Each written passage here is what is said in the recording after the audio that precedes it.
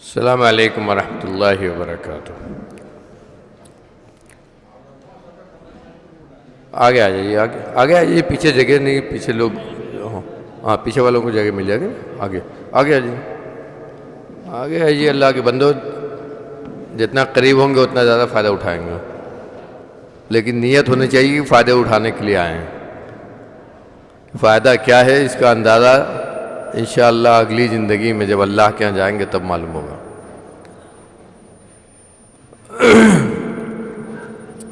ان الحمد للہ نحمده ونستعینه ونستغفره ونعوذ باللہ من شرور انفسنا وسیئات اعمالنا من يهده الله فلا مضل له ومن يضلله فلا هادي له وأشهد أن لا إله إلا الله وحده لا شريك له وأشهد أن محمدًا عبده ورسوله يا أيها الذين آمنوا اتقوا الله حق تقاته ولا تموتن إلا وأنتم مسلمون يا أيها الناس اتقوا ربكم الذي خلقكم من نفس واحدة وخلق منها زوجها وبث منهما رجالا كثيرا ونساء واتقوا الله الذي تساءلون به والأرحام إن الله كان عليكم رقيبا يا أيها الذين آمنوا اتقوا الله وقولوا قولا سديدا يصلح لكم أعمالكم ويغفر لكم ذنوبكم ومن يطع الله ورسوله فقد فاز فوزا عظيما أما بعد فإن خير الحديث كتاب الله وخير الهدي هدي محمد صلى الله عليه وسلم وشر الأمور محدثاتها وكل محدثة بدعة وكل بدعة ضلالة وكل ضلالة في النار فأعوذ بالله السميع العليم من الشيطان الرجيم بسم الله الرحمن الرحيم ما كان محمد أبا أحد من رجالكم ولكن رسول الله وخاتم النبيين۔ محترم علماء کرام، معزز حاضرین، نوجوان احباب، پیارے بچوں، اسلامی ماں اور بہنوں،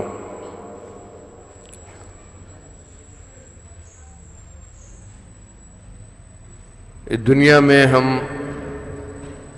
دن اور رات میں اللہ کی بے شمار نعمتیں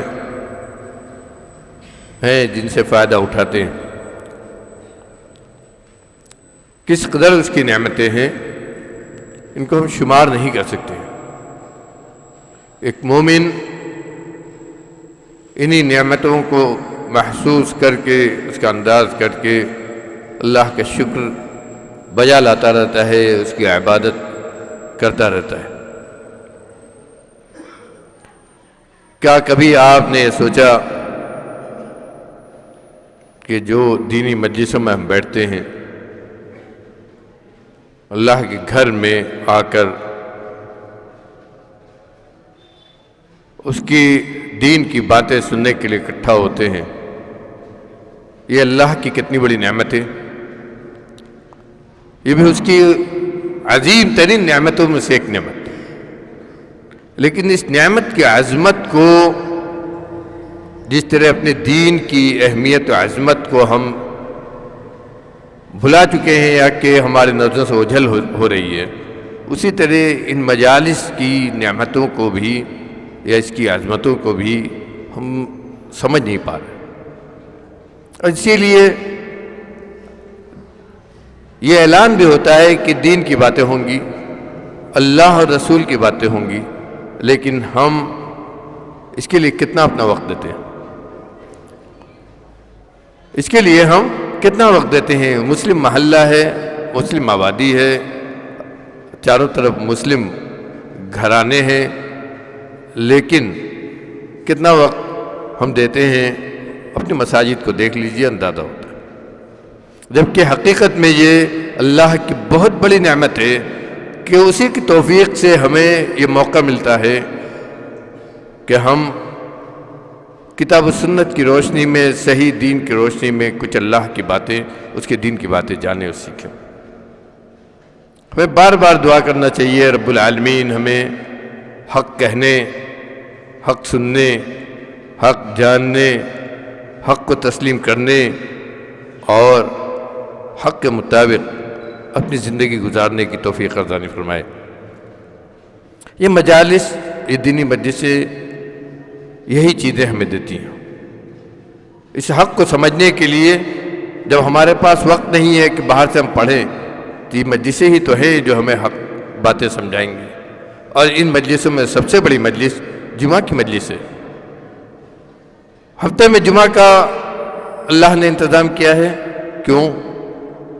تاکہ کم از کم ہفتے میں ایک دن مسلمانوں کو ایک ایسا دن ملے جس میں وہ اپنے دین کی باتیں صحیح طور پر سن لیں. اور اسی لیے جمعہ کا خطبہ مشروع کیا گیا ہے، اور جمعہ کے خطبے میں یہ تاکید ہوئی ہے کہ اس میں دین کی باتیں ہوں، شریعت کی باتیں ہوں، ماحول و معاشرے کے حساب سے جو کمزوریاں، جو برائی پیدا ہو رہی ہیں، ان کا تدارک ہو، ان کی طرف اشارہ کیا جائے، متنبہ کیا جائے. لیکن جمعہ کی حاضری کا بھی جو عالم ہے وہ بھی سب کو معلوم ہے.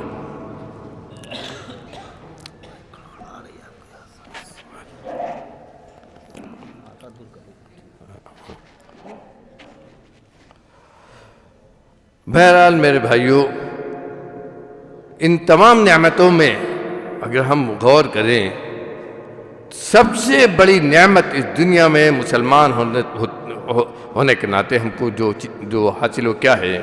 اسلام کی نعمت. یہی اسلام کی نعمت ہے جس نے ہمیں یہ بات کہنے کا حقدار بنایا ہے کہ ہم اس دین کے ماننے والے ہیں جو اللہ کا دین ہے. ہم اس شریعت پر عمل کرنے والے ہیں جس کو اللہ رب العالمین نے اس آسمان اور زمین کے بنانے والے نے بنایا ہے. یہ اسی دین کی برکت ہے کہ ہمیں عقیدت توحید ملا ہے، جس نے ہمیں یہ سکھایا ہے کہ ہماری یہ پیشانی اس کے پیدا کرنے والے کے علاوہ کسی اور کے آگے نہیں جھک سکتی ہے. جس نے ہمیں اپنی حیثیت سمجھائی ہے کہ انسان ہوتے ہوئے اشرف المخلوقات اللہ نے بنایا ہے، جس کا تقاضا یہ ہے کہ ہم صرف اپنے معبود حقیقی، جس نے یہ ہاتھ اور پیر اور یہ پیشانی اور جسم پیدا کیا ہمارا، اسی کے آگے ہم جھکیں اور کسی کے آگے نہیں جھکیں. یہ اتنا اونچا مقام اسی دین کے ذریعے ہمیں ملا ہے، اسی نے ہمیں سکھایا. اور اسی دین کی یہ برکت ہے کہ ہمیں وہ رسول ملا ہے جو اشرف الانبیاء ہے. اگر دین اسلام ہمیں نہ ملتا، اللہ نے مسلمان ہمیں نہ بنایا ہوتا، صرف گھریلو نہیں، اللہ نے وہ اسلام جو بھیجا ہے دین وہ ہمیں نہ دیا ہوتا، تو پھر اس رسول کو ہم کیسے پاتے جو رسول تمام رسولوں سے افضل، اللہ کا سب سے زیادہ مقرب، اللہ سے سب سے زیادہ ڈرنے والا، اور اس دنیا کا سب سے بڑا ولی اور نیک بزرگ، جس کو اللہ نے جنت کا دروازہ کھلوانے کا حقدار. جنت میں جنتی بھی جائیں گے تو اس کے لیے بھی رسول کی شفاعت ہوگی اور رسول ہی دروازہ کھلوائیں گے. اس رسول کا امتی اللہ نے ہمیں بنایا. اس رسول کے مقام کو اللہ نے خود قرآن کے اندر جگہ جگہ اس کے مقام کو بھی بیان کیا. آج ہم مسلمانوں میں ہر آدمی، کوئی بھی مسلمان ہو، کس طرح کا ہو، چاہے نماز نہ پڑھتا ہو، لیکن جب رسول کا ذکر اس سے کیا جاتا ہے تو وہ اس کا انکار نہیں کر سکتا کہ رسول سے محبت نہیں ہے، بلکہ حقیقت میں رسول سے محبت ہی ایمان کی نشانی مانی جاتی ہے۔ اور ہم لوگوں کو پر کتاب و سنت کے ماننے والوں کو، جن کو غیر مقلد کہتے ہیں، جن کو وہابی کہتے ہیں، ان کے اوپر سب سے بڑا الزام یہ لگاتے ہیں کہ رسول کا احترام نہیں کرتے، رسول سے محبت نہیں کرتے، رسول پر درود نہیں بھیجتے، رسول کو ان کا مقام نہیں دیتے۔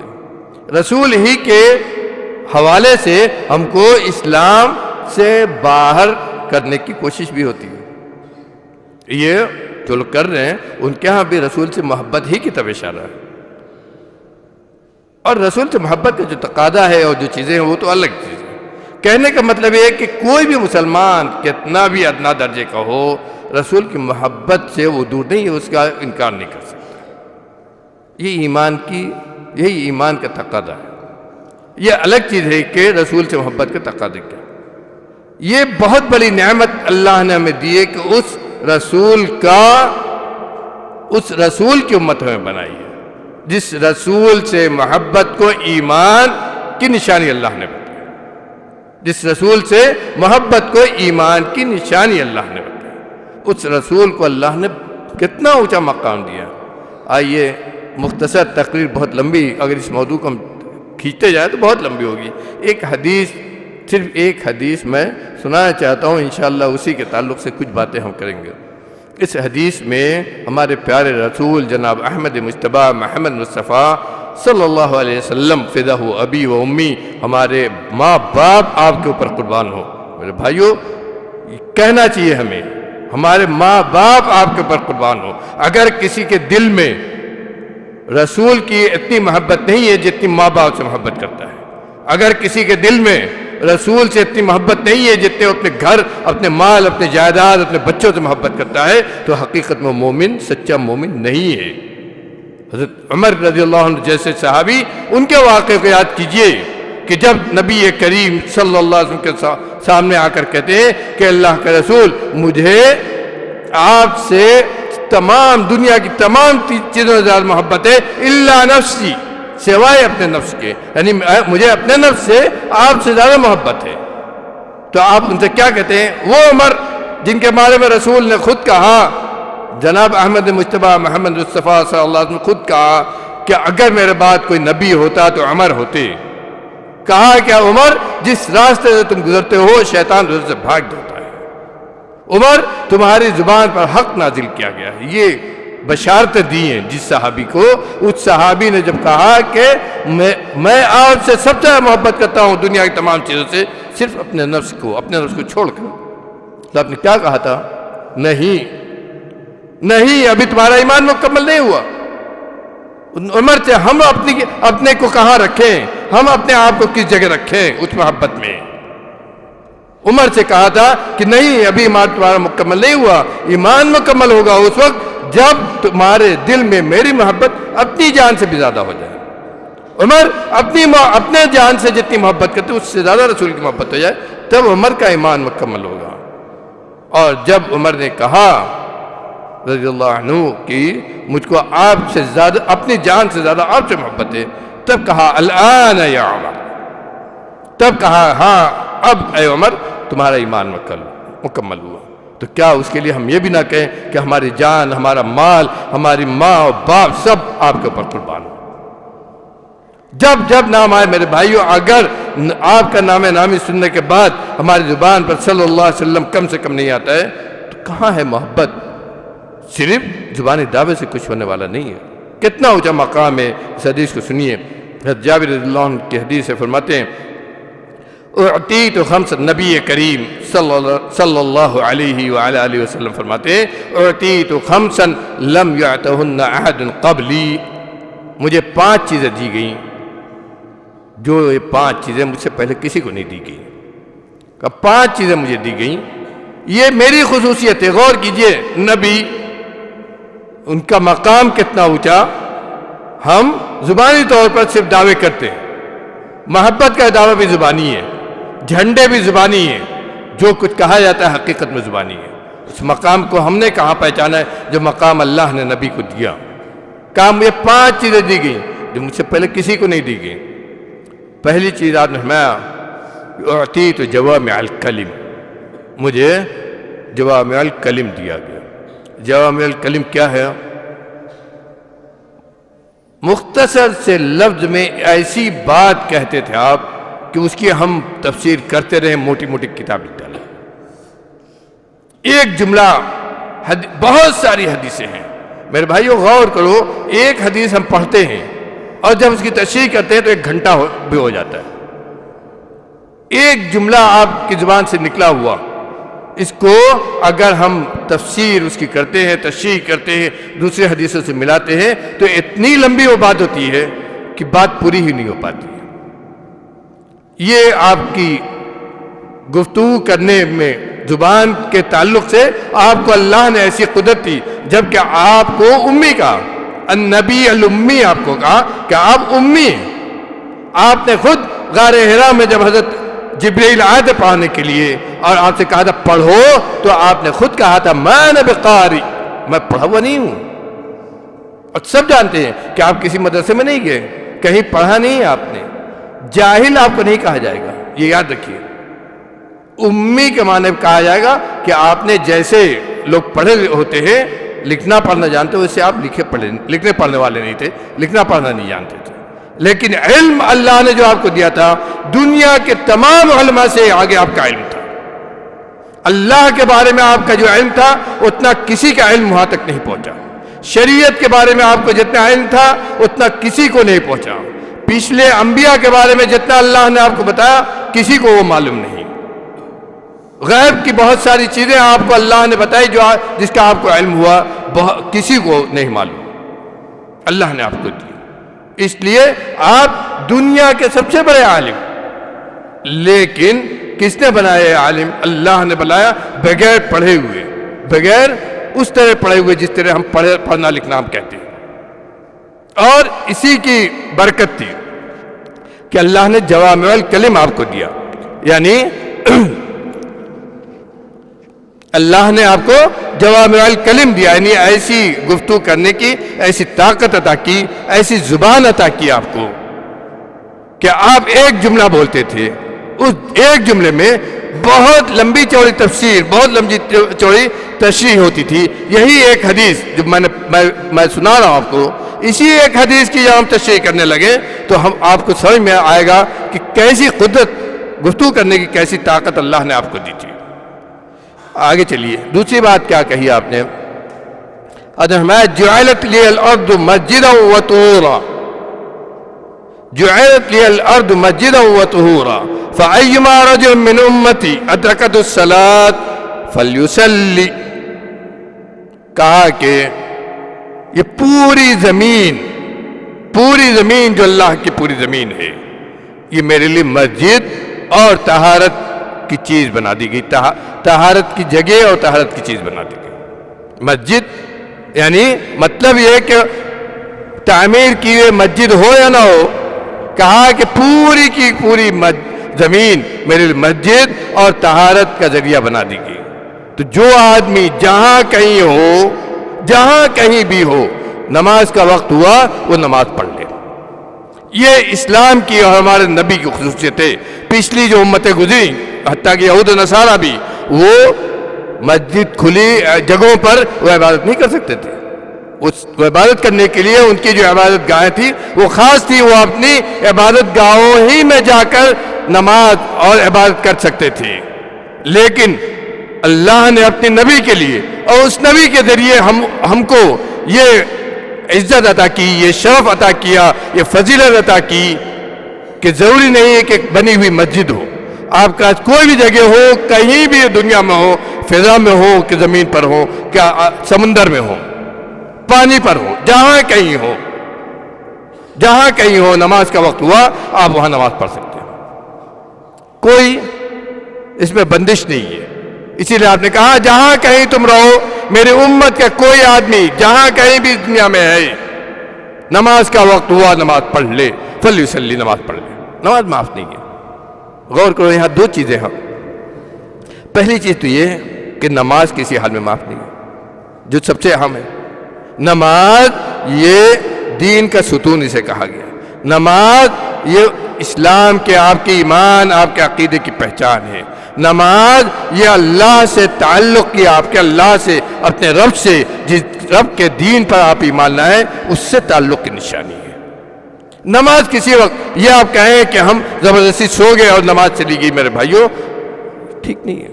فجر کی نماز، فجر کی اذان ہوتی ہے، وہیں سے آپ اپنے اس محلے میں، اپنی اس آبادی میں انداز لگا لیجیے کتنے لوگ ہوتے ہیں فجر کی نماز میں۔ فجر کی نماز میں کتنے لوگ ہوتے ہیں؟ مسجد اذان ہو رہی ہے تو وہاں یہ حال ہے، جہاں اس کے علاوہ جہاں اذان نہ ہو اور جہاں آپ فضا میں ہیں، جہاں سمندر میں، وہاں کہا جہاں کہیں آدمی ہو۔ اسی لیے نبی کریم صلی اللہ علیہ وسلم نے حدیث فرمایا صلی قائما فإن لم تستطع فقائدا فإن لم تستطع فعلى جنب، نماز پڑھو نماز معاف نہیں ہے، نماز پڑھو نماز معاف نہیں ہے۔ بالغ ہو گئے، مکلف ہو گئے، نماز واجب ہو گئی، اب نماز معاف نہیں ہے یہاں تک کہ موت آئے، اب نماز معاف نہیں ہے یہاں تک کہ موت آئے۔ اگر کھڑے ہو کر نماز پڑھنے کی طاقت ہے تو کھڑے ہو کر پڑھو، نہیں طاقت ہے تو بیٹھ کر پڑھو، نہیں طاقت ہے تو لیٹے ہو، بیمار ہو تو اسی طرح لیٹے لیٹے نماز پڑھو، لیکن نماز معاف نہیں، نماز معاف نہیں ہے۔ بھول گئے نہیں پڑھا تو یاد آیا اسی وقت پڑھو، کسی وجہ سے قضا ہو گئی، سوئے تھے کسی وجہ سے قضا ہو گئی، اٹھے یاد آیا تو پہلے نماز پڑھو۔ پہلا عمل نماز، نماز کسی وقت کسی بھی حالت میں معاف نہیں ہے۔ پہلی چیز یہی ہے اس حدیث میں، فلیصلی، جہاں کہیں ہو نماز کا وقت ہوا، پہلا کام یہ ہے کہ نماز پڑھو۔ میرے بھائیوں یہ نماز کیا ہے؟ رسول سے محبت کا۔ میرے بھائیوں ہر آدمی جس مسلک کا بھی وہ دعویٰ رکھتا ہو اور جہاں سے بھی اپنے آپ کو جوڑتا ہو اور جو بھی پگڑی اپنے سر پر رکھے ہو، یہ دعویٰ کرتا ہے کہ ہمیں رسول سے محبت ہے۔ اور رسول کا حال کیا تھا؟ پریشانی آتی تھی تو رسول کا طریقہ کیا ہوتا تھا؟ کہتے تھے یا بلال اذن یا بلال وارحنی۔ پریشانی آتی تھی، سکون نہیں ہوتا تھا، ذہنی الجھن ہوتی تھی تو کہتے تھے اے بلال اٹھو اذان دو اور ہم نماز پڑھیں، اللہ کو یاد کریں تاکہ ہم کو آرام پہنچ جائے۔ رسول کے لیے نماز یہ آنکھ کی ٹھنڈک، اور ہمارے لیے نماز سب سے بری چیز۔ نماز کے لیے سب کام کے لیے وقت ہے لیکن نماز کے لیے وقت نہیں ہے۔ سب کام کے لیے وقت ہے، دعویٰ کرنے رسول کی محبت کا دعویٰ ہم خوب زور شور سے کر لیں لیکن نماز کے لیے وقت نہیں ہے۔ میرے بھائیوں ہم ہے کہاں سے مسلمان ہمیں؟ اگر اپنے مساجد سے اتنا برا ہمارا حال ہو، تعلق اتنا کمزور ہو تو نہ جانے کتنی مساجد ابھی اور توڑی جائیں گے۔ ویران جب ہم نے مساجد کو خود ہم نے ویران کیا تو کیوں نہ توڑنے والے اس کو توڑیں؟ روتے ہیں مساجد کے توڑنے کو لے کر روتے ہیں، اس بات پر کیوں نہیں روتے ہم کہ ہم خود مساجد کو ویران کر رہے ہیں؟ جہاں کہیں بھی۔ دوسری چیز کیا ہے؟ نماز پڑھنے کے لیے وضو کرنا ہے۔ بغیر وضو کے کوئی آدمی نماز نہیں پڑھ سکتا، نماز صحیح نہیں ہوگی۔ تو اگر کسی ایسی جگہ آپ ہیں جہاں پانی آپ کو نہ ملے، نماز کا وقت ہو گیا تو کیا کریں؟ اللہ نے آپ کو یہ فضیلت عطا کی اپنے رسول کے ذریعے کہ مٹی تو ہے وہاں، لہذا مٹی سے تیمم کیجیے، نماز پڑھیے۔ کہا کہ میرے لیے تمام پوری زمین پاکی کا ذریعہ اور نماز کی جگہ مسجد بنا دی گئی۔ کتنی بڑی فضیلت اللہ نے آپ کو دی، کتنی بڑی فضیلت اللہ نے آپ کو دی۔ سوچئے کتنا بڑا آرام آپ کو دیا۔ تیمم کیجئے۔ کیسے تیمم کرتے ہیں؟ ایک دم آسان سا طریقہ ہے۔ ایک مرتبہ زمین پر مٹی پر ہاتھ لگایا، چہرے پر پھیرا اور دونوں ہتھیلیوں پھیرا، بس۔ مٹی لگے نہ لگے بلکہ پھونک دیجئے، جو آپ کے ہاتھ میں مٹی لگی اس کو پھونک دیجئے۔ اللہ نے اتنا آسان آپ کو دیا، صرف مٹی پر ہاتھ لگایا اور اس کے بعد چہرے پر پھیر لیا اور دونوں ہتھیلیوں پھیر لیا، ہو گیا۔ چاہے آدمی پیشاب پاخانہ کی وجہ سے اس کو جو ہے وضو کرنا ہے، اور چاہے آدمی جنبی ہے جسے اگر غسل کرنے کی حاجت ہے اور اسے پانی نہیں مل رہا ہے، جنبی ہے، غسل کرنے کی حاجت ہے نجاست کبریٰ جسے کہتے ہیں، اور اسے غسل کرنے کی حاجت ہے، پانی نہیں ہے، وہاں بھی نماز معاف نہیں ہے. غور کیجئے، وہاں بھی نماز معاف نہیں ہے، اس حالت میں بھی نماز معاف نہیں ہے. اس وقت یہی ہے کہ تیمم کیجئے، وہ تیمم آپ کا غسل کی جگہ کافی ہوگا، وہ تیمم آپ کے غسل کی جگہ کافی ہوگا، وضو کے لیے کافی ہوگا. اللہ نے کیا دیا آپ کو، سوچئے. اس رسول کی برکت، اس رسول کی برکت، اس رسول کی فضیلت، جس رسول کے ذریعے اللہ نے ہمیں یہ بھی دیا. اتنا آسان کیا نماز پڑھنا ہمارے لیے، لیکن نماز معاف نہیں، لیکن نماز معاف نہیں. نماز پڑھنا ہے، اگر پانی نہیں ہے تب بھی نماز پڑھنا ہے. مٹی تو ہے، زمین کہاں جاتی ہے آپ کی؟ تیمم کیجئے. اگر نجاست کبریٰ ہے تب بھی تیمم کیجئے اور اللہ کو یاد کیجئے، نماز پڑھیے. اللہ سے اپنے آپ کو دور کریں گے میرے بھائیوں تو وہی حالت ہوگی جو آج ہم دیکھ رہے ہیں. پچھلی تقریر میں بھی آپ نے یہی باتیں سنی. اور اللہ سے قربت کی کا سب سے بڑا ذریعہ کیا ہے؟ سب سے بڑا ذریعہ اللہ سے قربت کا کیا ہے؟ نماز.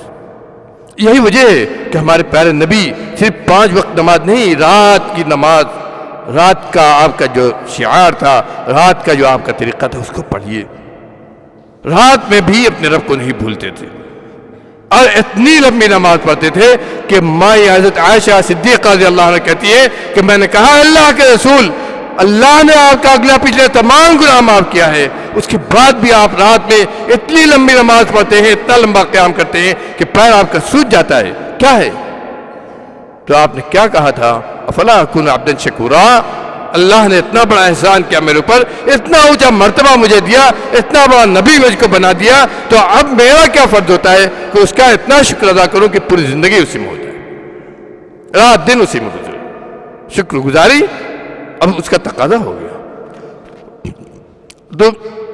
دوسری بات آپ نے کہی کہ میری پوری زمین مسجد اور طہارت کا ذریعہ بنا دی گئی. تیسری بات آپ نے کیا کہی؟ میں کہ نصرت بالرعب مسیرت شہر، 1 مہینے کی مسافت کی دوری تک میرے دشمنوں کے دل میں اللہ نے رعب ڈال کر، میرا خوف ڈال کر میری مدد کی.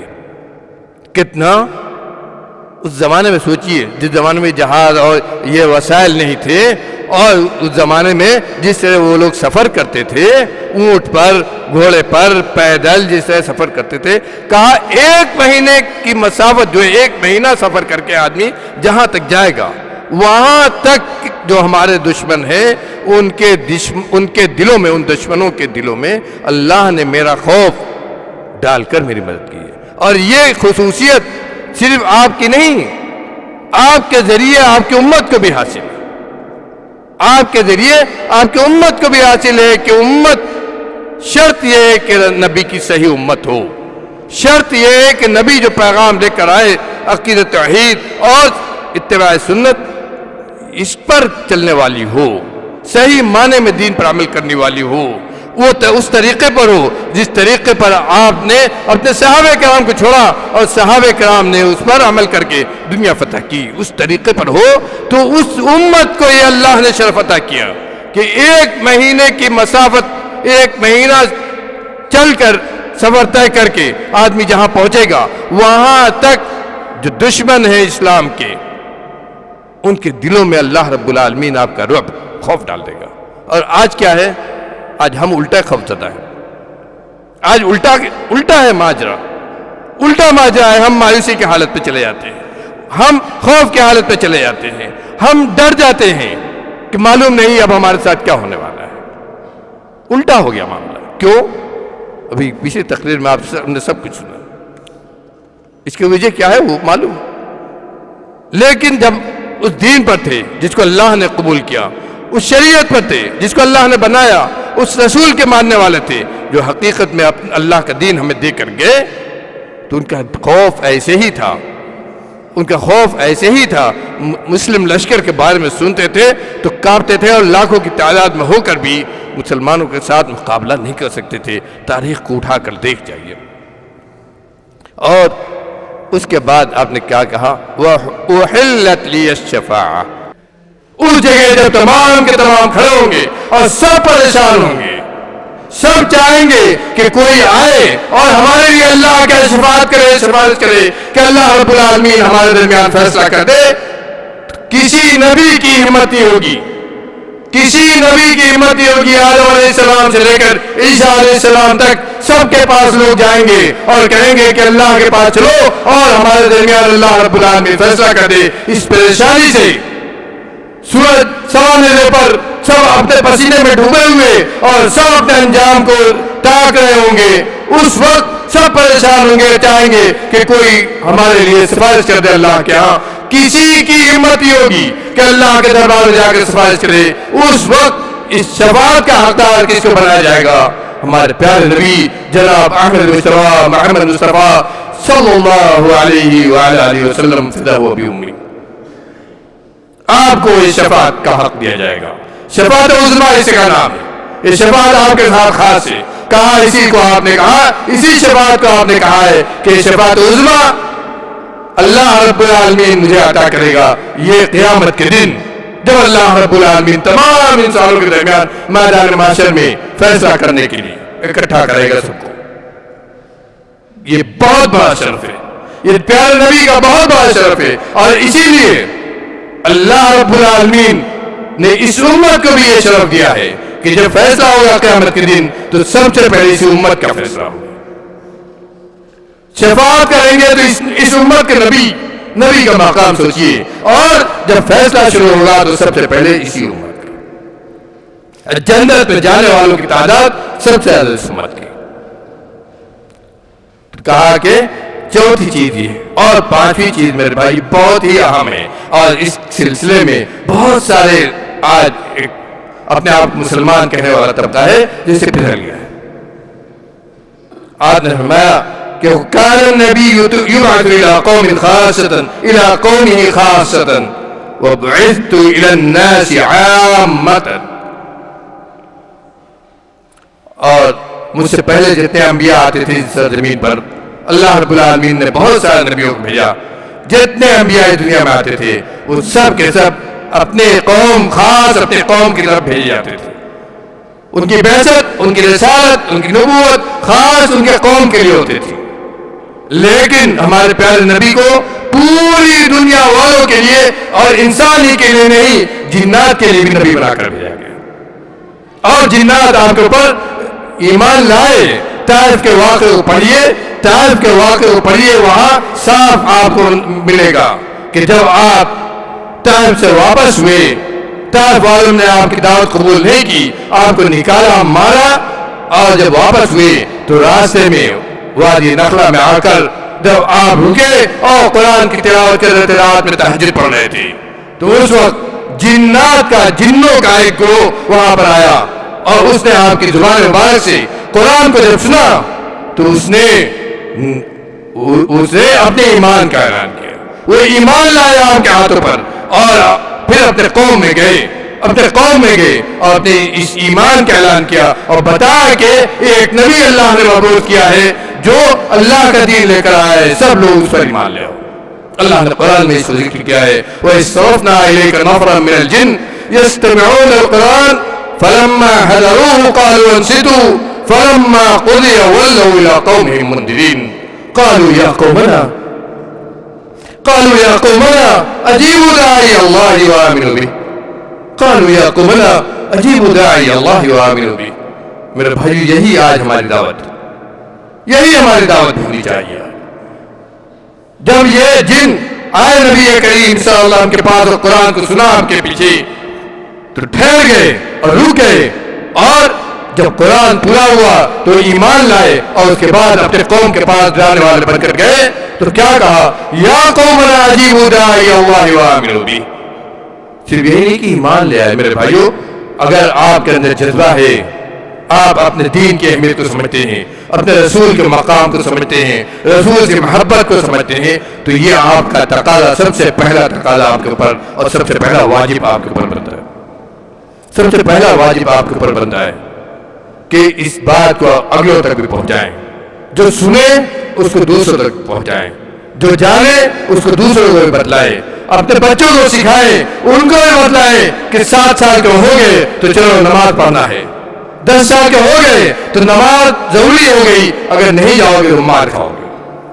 اگر مکلف ہو گئے تو نماز اب ایک وقت کی نہیں چھوٹنی ہے۔ خود اپنی عادت بنائے اور بچوں کی بھی عادت بنائے۔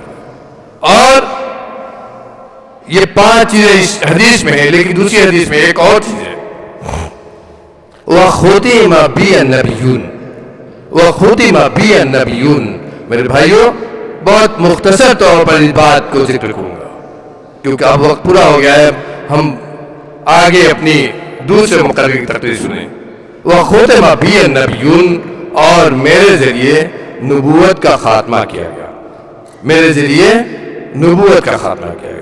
نبی صلی اللہ علیہ وسلم کو جیسے ہم نبی مانتے ہیں، اشہد ان محمدا عبدہ ورسولہ، اشہد ان لا الہ الا اللہ و اشہد ان محمدا عبدہ ورسولہ، دو باتوں کی ہم گواہی دیتے ہیں۔ جو گواہی دیتے ہیں اللہ کی الوہیت کا، میں گواہی دیتا ہوں اس بات کی، اشہد ان لا الہ الا اللہ، کہ اللہ کے علاوہ کوئی معبود برحق نہیں، اللہ کے علاوہ کوئی معبود برحق نہیں، واشہد ان محمدا عبدہ ورسولہ، اور میں گواہی دیتا ہوں اس بات کی کہ محمد اللہ کے بندے، اس کے رسول، آپ کی نبوت کی ہم نے گواہی دی۔ گویا یہ مانا کہ آپ اللہ کے بھیجے ہوئے میسنجر، آپ کے رسول، آپ کے پیغمبر، آپ کے دین کو لانے والے، یہ گواہی ہم نے دی۔ لیکن صرف اتنی گواہی میرے بھائیوں کا بھی نہیں ہے، یہ ایمان اور یہ عقیدہ ہونا بھی ضروری ہے کہ آپ اللہ کے آخری نبی، آپ کے بعد کوئی نبی آنے والا نہیں۔ یہ بھی نبوت پر ایمان کا ایک حصہ ہے میرے بھائی، اس کو باندھ کر رکھ لیجیے۔ اگر کوئی آدمی اس پر ایمان نہیں رکھتا ہے تو نبوت پر، نبی صلی اللہ علیہ وسلم کی نبوت پر اس کا ایمان پورا نہیں۔ نبی صلی اللہ علیہ وسلم پر اس کی نبوت، نبی صلی اللہ علیہ وسلم کی نبوت پر اس کا ایمان پورا نہیں ہے۔ یہ پورا اس وقت ہوگا جب ہم یہ ایمان لائیں کہ آپ اللہ کے بھیجے ہوئے آخری نبی، آپ کے بعد کوئی نبی آنے والا نہیں، آپ کے بعد جتنے لوگوں نے نبوت کی، جتنے بدقماشوں نے نبوت کا دعویٰ کیا، وہ سب کے جھوٹے، سب کے سب جھوٹے کذاب، سب جہنمی ہیں، ان سب کے نبوت کا دعویٰ جھوٹا ہے۔ آپ کے بعد کوئی نبی آنے والا نہیں، چاہے وہ کوئی بھی رہا ہو، چاہے آپ اسی وقت آپ کے انتقال کے بعد، اس دنیا سے جانے کے بعد، چاہے نبوت کا دعویٰ کرنے والے مسلمان کذاب، اسود عنسی اور اس طرح کے لوگ ہوں، یا اس کے بعد اور زمانے میں، یا بعد کے زمانے میں آ کر مرزا غلام احمد قادیانی اور اس طرح کے جتنے ہیں جو نبوت کا دعویٰ کرتے رہے ہیں، یہ سب کے سب جھوٹے کذاب، اور ان کے نبوت کا دعویٰ جھوٹا ہے، اور ان کے ماننے والے جو ان پر ایمان رکھتے ہیں اور ان کو نبی مانتے ہیں، وہ سب کے سب کوئی بھی مسلمان نہیں ہے، چاہے قادیانی ہو کچھ، وہ سب کے سب مسلمان نہیں ہے، ان کا ذبیحہ حلال نہیں ہے، ان کے ساتھ شادی کرنا جائز نہیں ہے، ان کے ساتھ نماز پڑھنا، اٹھنا بیٹھنا جائز، ان کے ساتھ شادی کرنا، ان کے ساتھ جو ہے معاملہ کرنا مسلمان کی حیثیت سے جائز نہیں ہے، کیونکہ مسلمان نہیں ہے۔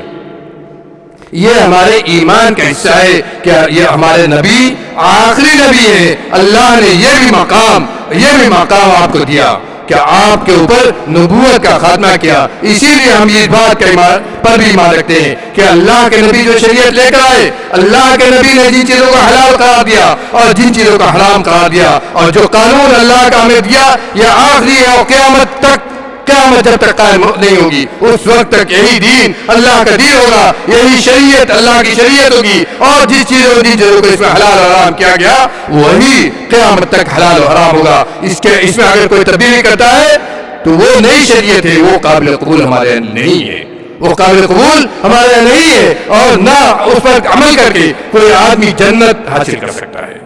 جنت پانا ہے تو آپ کو آخری نبی ماننا ہوگا، آپ کی شریعت کو آخری شریعت ماننا ہوگا، اور آپ سے پہلے جتنی شریعتیں آئیں وہ سب اس شریعت سے منسوخ، اور آپ کے بعد کوئی شریعت آنے والی نہیں۔ اسی کا اعلان کیا آپ نے، وہ ختم بی النبیون، اور صرف آپ نے نہیں کہا بلکہ اللہ نے جو آیت کریمہ میں نے تلاوت کی اس میں اللہ نے باقاعدہ اعلان کیا، خاتم النبیین ولکن رسول اللہ و خاتم النبیین، کہ محمد، آپ کا نام لے کر اللہ نے یہ کہا ہے کہ محمد تم میں سے کسی کے باپ نہیں ہے، ما کان محمد ابا احد من رجالکم، محمد تم میں سے کسی کے باپ نہیں ہے۔ محمد کون ہے؟ ولکن رسول اللہ، وہ اللہ کے پیغمبر ہے۔ اللہ اکبر، اللہ رب العالمین خود کہہ رہا ہے.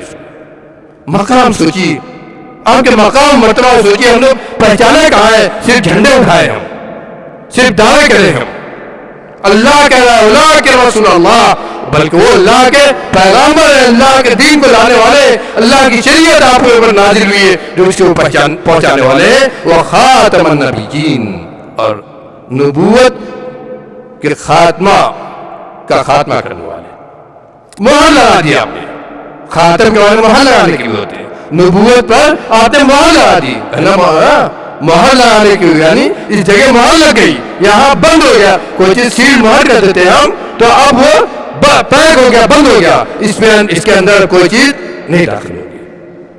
تو کہا کہ شریعت پر سیل مہر لگ گئی، اب اس میں کوئی چیز داخل نہیں ہوگی، کوئی نیا نبی نہیں آئے گا. نبوت کا معاملہ ختم ہو گیا، شریعت کا معاملہ ختم ہو گیا.